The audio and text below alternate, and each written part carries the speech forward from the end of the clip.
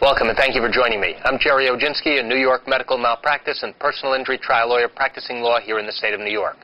Today's video tip is about why you may not even need to hire an attorney in your accident case. What do I mean? Well, in some cases where the injuries are not significant, it's not that difficult for you to get whatever medical records are available and send off a letter to the insurance company for the driver that caused your accident, asking them to compensate you for any out-of-pocket expenses you've had, separate and apart from your medical expenses, and to try and compensate you for the trouble that you went through as a result of the person who caused the accident. In cases with minimal injury, it's unlikely that an experienced personal injury attorney in New York would be able to take on a case like yours for a number of reasons. Number one, from a financial standpoint, it becomes very difficult to take on a case that doesn't have the expectation that the attorney can get you significant compensation for your injuries. That's number one.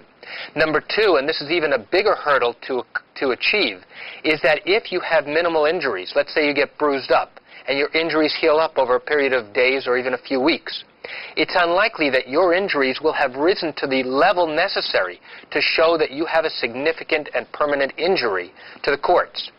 What will happen if you do bring a lawsuit or find an attorney to bring a lawsuit for you, you will be faced with a motion for summary judgment.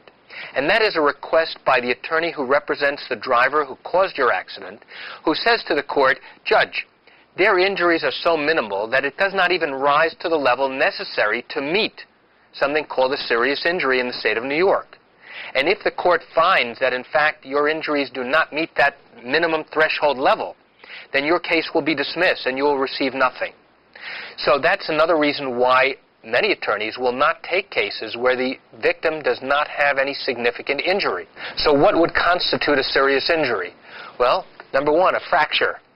If you had surgery to repair something that was injured as a result of an accident.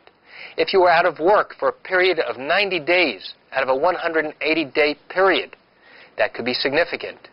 If you have significant limitations of motion that are severely restricted, and you are able to document through ongoing treating physicians that those limitations of motion are documented and are significant, that may qualify as a serious injury. A scar in some place visible, that would qualify as a serious injury. And there are other requirements that you would also need to meet that basic minimum threshold level. Going back to that phrase we so often hear on TV, have you been injured in an accident? If so, call the law firm of whatever it is. Well, what they don't tell you is that you need that serious injury in order to proceed forward with a lawsuit in the state of New York. That's it for today's video tip. I want to thank you for joining me. I'm Gerry Oginski. Have a great day.